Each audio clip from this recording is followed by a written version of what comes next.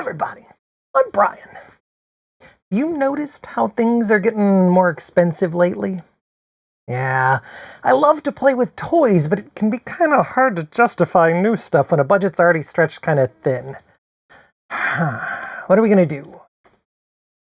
Ooh, I know. Let's play with some more of those Microsoft PowerToys. Those are completely free. Well, stick around. Me and you can play together.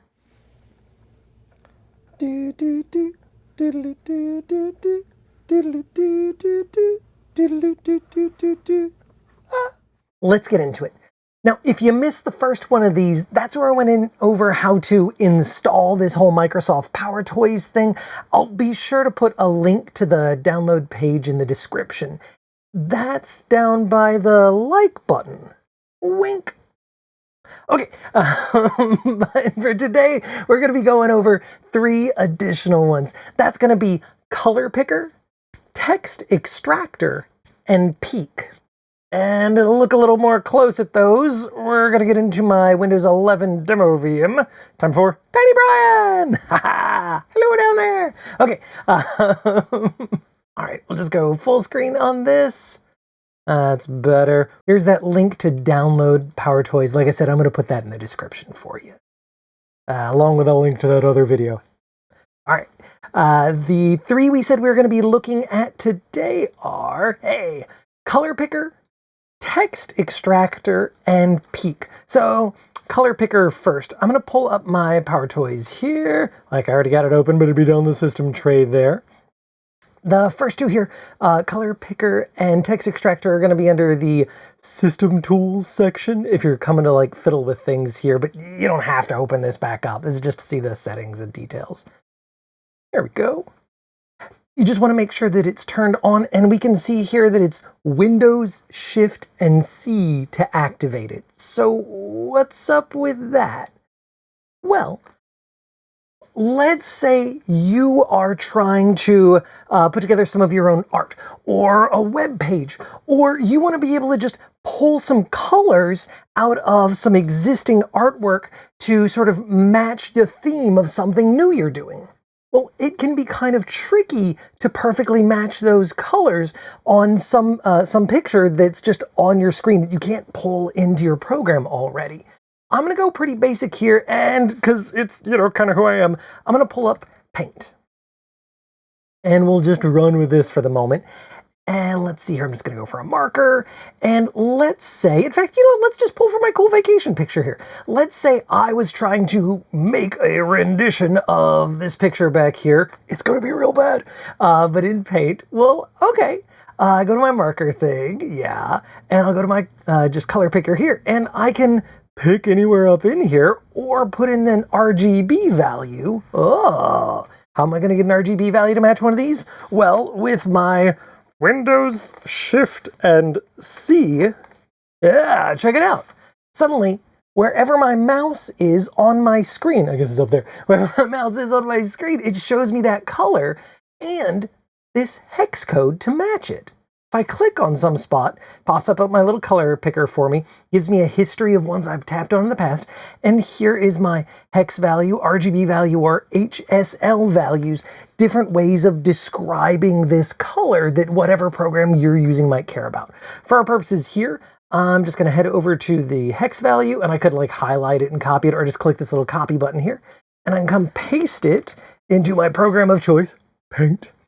Tell it okay, and now I've got a brush, show this marker, that is going to be the color I just picked. Ooh, fancy. Let's make some pillars. Oh, that's pretty bad. Hang on. Okay, cool. Bigger brush. Whoa, that's better.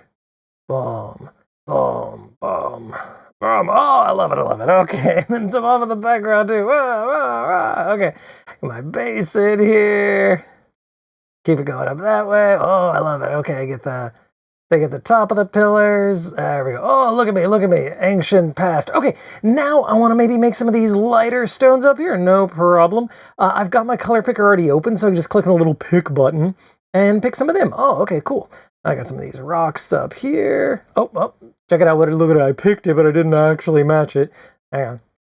There we go. Get my color right. Boop. Okay, yay, look, I made rocks. Get some bushes going. There we go, happy little bushes. That'll be our secret, happy little bushes. Man, I am not ready for my PBS show, huh? Boop, boop, boop, flowers. Cool, now I just need everybody to squint real good. Squint, keep squinting until your eyes are closed. And now it's perfect. Okay. My skills here at reproducing the majesty of the past aside, the point here is that Color Picker will let you grab the code, either hex or RGB or HSL value for anything that's on your screen, whether that's from a video that you're playing or a still you've got or something from the web, and give you those color codes so that you can match it for whatever work you're doing. Okay, next one we said was going to be this text extractor. Hang on, we'll just, you know what, save this. What am I doing? Hang on, save.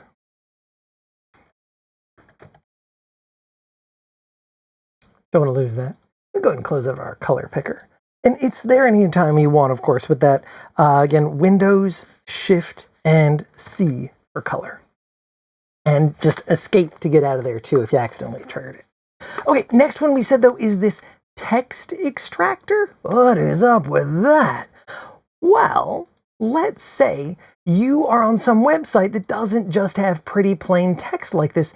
Maybe instead it's a video of like a presentation, or it's text that's been converted to a picture before it's been handed to you, but you still want to be able to easily copy that text out of there without having to retype the whole thing. Hang on a second, let me just pull some example up from that.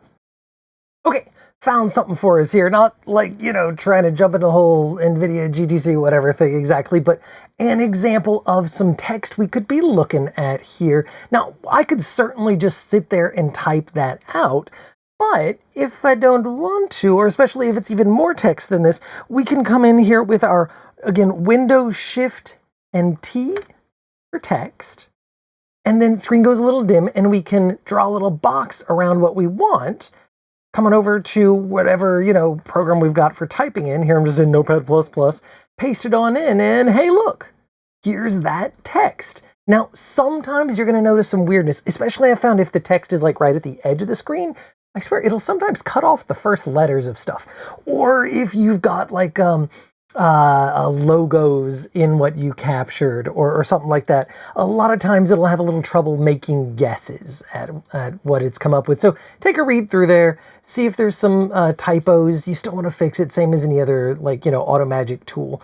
But yeah, this works surprisingly well. We'll just run it again. See if we get lucky here. I'm trying this real time. Hey. All right. So not perfect. Here we go. Yeah. APA ampersand arc jobs. I think we were going for Apache Spark jobs over here, right? So again, it's not perfect, but it'll get you pretty far if you're just trying to pull some text out of something that's been given to you as a picture or anything else. And again, this is system-wide. As long as it's on your screen, it can read it. Now, if you start worrying about like, wait, is this Automagic backup stuff? No. Is the answer, right? First off, you can come in here to the settings, and anybody can just disable this if you don't like the idea, right? But like there shouldn't be like extra AI magic or anything. This isn't going off to the internet or anything like that. All right, now we're going to jump into our last one of these, just a quick little one today. And we said that was going to be something called Peek. So that is going to be down here instead of under the system tools in our PowerToys. That's going to be under file management. I've already got it expanded out here. Yeah, Peek down at the bottom there. Again, you can disable this if you want for sure, right? But the idea of this one is that if you've got a whole bunch of files just in one of your directories in one of your folders, it can be kind of annoying to go through and like open a bunch of them up, check to see if this is the right one, where a lot of times maybe you could just look at a quick view of the thing. So what I'm going to do is just pull up my documents here. And I'm going to, just click on any file in here and just hit the space bar when we're in our file browser. Boop. And it pulls up peek where it gives us a quick view. In this case, there's just a little smiley face I made. We can use our arrow keys to cycle through. Hey, there's a video it's playing, Hypnotoad. Here's, oh, it's thinking about it, my good art, yay. There we go.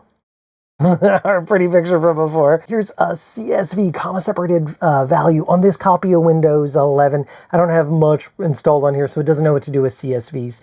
If I did have Excel on there, I would expect it to probably give me a preview of that. Here's some captures. And notice here, it pops up whatever the file association, so I could click Open with Wireshark. Or if it doesn't know what to do with it at all, like my picture here, open with Windows System Launcher, right? It's just that nothing's specifically associated with PNGs on here yet. So I could tell it, yeah, use GIMP or Paint or Photos. And then it would remember from then on if I told it to always. Just a quick little peek at a few of these PowerToys that might be useful. Like we said, right? Even if right now is not the time to buy something new, always ways to get excited about stuff that might be free. Maybe you already got on your system or in your house. And hey, do me a favor. There's some fun you've been getting to have that was free, some utility or something like that that you've been enjoying and want to share. Drop it in the comments down there. Hey, keep it family safe, y'all. But hey, otherwise, if there's something you want to know more about, let me know for sure too. But I'm having a blast still, and I hope you are too. We'll see you next time. So, what's the difference between a toy and a tool, anyway? Oh, man. And then they tell me I have to pay for the food that I'd eaten? And I'm like, I am not accustomed to being talked to like that, young man. Don't you know about the exposure someone like me could bring to your restaurant? That is not a toy.